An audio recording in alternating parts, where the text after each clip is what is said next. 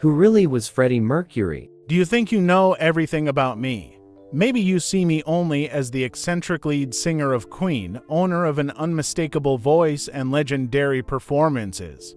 But the truth is my story begins far from the stage. On a small island called Zanzibar, on September 5, 1946, my birth name was Farrokh Bulsara, son of Bomi and Yer Bulsara, a Parsi family of Indian origin. My father worked as a cashier for the British government, and because of his profession, our lives moved from place to place more than once. I grew up surrounded by tradition and discipline, but from an early age I carried something that made me feel different. At the age of 8, I was sent to study at St. Peter's School, a boarding school in India. It was there that I discovered music in a serious way. I learned piano, formed my first school band called the Hectics, and began imitating artists I adored, like Little Richard. Even far from my family, music was my connection to the world. When I was 17, a twist changed everything. The Zanzibar Revolution in 1964 forced my family to leave the country. That's how we landed in London, without imagining that the cold British weather would become the backdrop to my destiny. At first, I faced cultural shock, homesickness, and the need to survive in a completely new place. While studying art and graphic design at Ealing Art College, I began developing my image and understanding the power of creating a persona. Little did I know that this persona would become Freddie Mercury. The birth of Queen. In London, my life seemed to gain color and sound. The city was buzzing with new bands, daring fashion, and the feeling that anyone could become a star if they had the courage.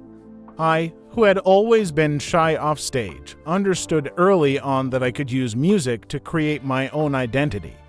It was during this period that I met Brian May and Roger Taylor, who were playing in a band called Smile. The chemistry between us was immediate, and when their singer left, I didn't hesitate to offer myself for the role. My vision was clear.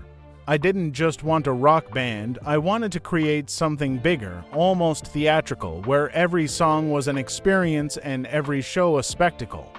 I convinced the guys to change the name to Queen, something short, powerful, with a touch of royalty and provocation. And to complete it, I adopted the stage name Freddie Mercury, inspired by my own song My Fairy King, where the phrase Mother Mercury seemed like a calling.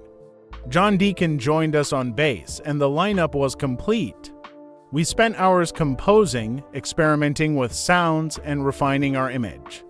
From the start, I dreamed big. I wanted our music to be a fusion of opera, hard rock, pop, and anything that could break barriers. In 1973, we released our first album, Queen. It wasn't an explosive success, but it made it clear we were here to stay.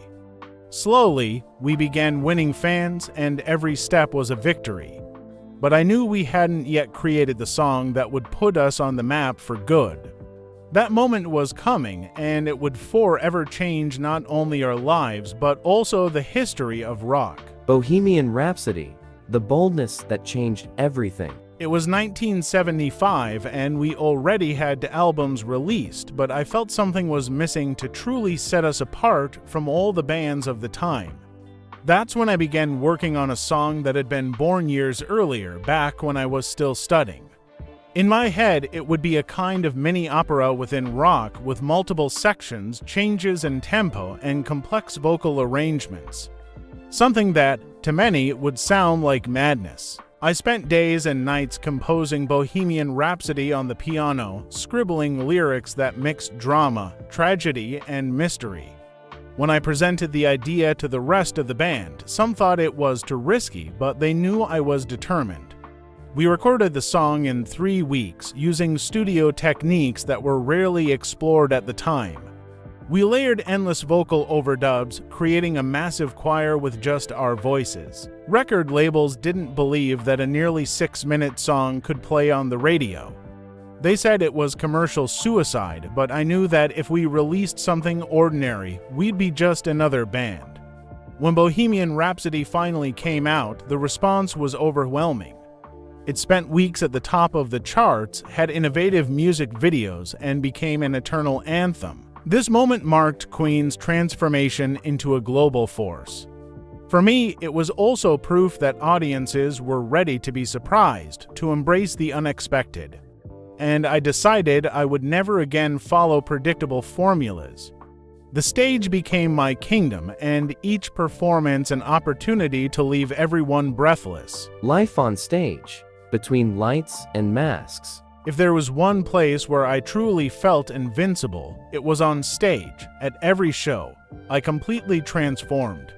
Freddie Mercury, the artist, was an explosion of energy, a master of ceremonies commanding crowds as if they were part of the music. I wanted each person in the audience to feel unique, as if the show was made just for them. My costumes became a key part of that experience. Tight pants, glittering jackets, long capes, crowns, and even opera-inspired outfits, each piece had a purpose: to break expectations and keep all eyes fixed on my every move. I didn't just want to sing, I wanted to tell stories with my body, my clothes, and my gaze. But backstage, things were different. The energy I projected on stage contrasted with moments of introspection and even loneliness.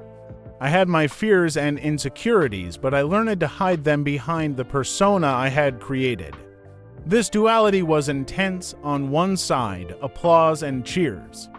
On the other, silence and deep reflection. The tours were exhausting. We traveled through dozens of countries, living between airports, hotels, and dressing rooms. Yet the feeling of hearing thousands of voices singing along with me was addictive. It was a rush that drove me, even when my body begged for rest. In those years, Queen experienced iconic moments: crowds in packed stadiums, live broadcasts to millions, and an indescribable connection between artist and audience. Each performance was a silent pact. I gave my all, and they gave back double the love. That cycle became my essence, my fuel, and at the same time, my greatest mask. The weight of fame and personal storms. Fame is seductive, but it's also treacherous. When the whole world knows your name, it feels like you've conquered everything.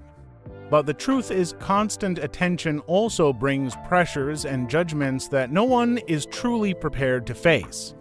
At the height of Queen's success, I lived an emotional roller coaster. There were moments when I felt on top of the world, and others when loneliness crushed me. The press never gave me a break. Every detail of my life was turned into a headline. My sexuality, my parties, my friendships, everything was analyzed and distorted to sell stories. I learned to deal with it in my own way, not denying, but not confirming either. Ambiguity gave me a certain control over what I revealed. Off stage, I dove into an intense lifestyle. Lavish parties, travels, romances, all on a grand scale. There were excesses, of course, and with them came internal conflicts. I was trying to fill a void that, often, I couldn't even explain. The energy I used to create and perform was also consumed by the need to live everything to the fullest, as if time were too short. Still, I found moments of peace in music. Composing, recording, exploring new styles, these reminded me why I had started in the first place. Working on projects like Mr. Bad Guy was liberating, allowing me to show a more intimate side, far from the pressure of pleasing the masses. That phase was marked by great achievements, but also by decisions that would shape the course of my life. I was living on the edge, balancing between glory and chaos. And without realizing it, each step brought me closer to a chapter that would change everything. The diagnosis and the silent fight. Destiny can change in an instant. In the late 1980s, I received news that shook my entire world. I was diagnosed with HIV. At that time, this disease carried an immense weight, not only physically but also socially. There was no cure, treatments were limited, and prejudice was crushing. I knew that if it became public, my life and career would be turned upside down. I chose to face this battle in silence. I shared the truth only with a very small circle, my bandmates, a few close friends, and family. The decision wasn't out of shame, but protection. I wanted the public to remember me for my music, not for my illness. Even as my body began to show signs of weakness, I kept working as if nothing had changed. Recording albums like The Miracle and Innuendo became a refuge. In the studio, I felt alive, strong, and invincible, even if inside I was fighting constant pain and fatigue. Brian, Roger, and John were my foundation. They never treated me as a sick man. On the contrary, they encouraged me to create, to sing, to be myself until the very last moment. That loyalty and true friendship gave me the strength to carry on. My focus became leaving a legacy. I knew time was limited, and I wanted to use every minute to create something that would outlive me. I turned my pain into creative energy, and every song recorded during that time carries a piece of my soul. The world didn't know it, but I was racing against the clock. And with each passing day, my desire to forever mark the history of music became more urgent. The farewell and the eternal legacy. In my final months, my body no longer responded as before. Walking was painful, and stepping on stage became impossible. I knew the time was coming. In November 1991, I realized I could no longer hide the truth. On the 23rd, I released an official statement confirming that I had AIDS. It was brief, direct, and made with one purpose: to raise awareness and encourage the fight against prejudice and misinformation. Just 24 hours later, on November 24th, I left this world at the age of 45 in my Kensington home, surrounded by love and respect. My passing caused global shock. Millions of fans mourned, and tributes began to appear in every corner of the planet. For the first time, many spoke openly about AIDS, and I felt that, even in leaving, I could still inspire change. My voice was immortalized in songs like Bohemian Rhapsody, We Are the Champions, and Somebody to Love. I never wanted to be just another famous singer.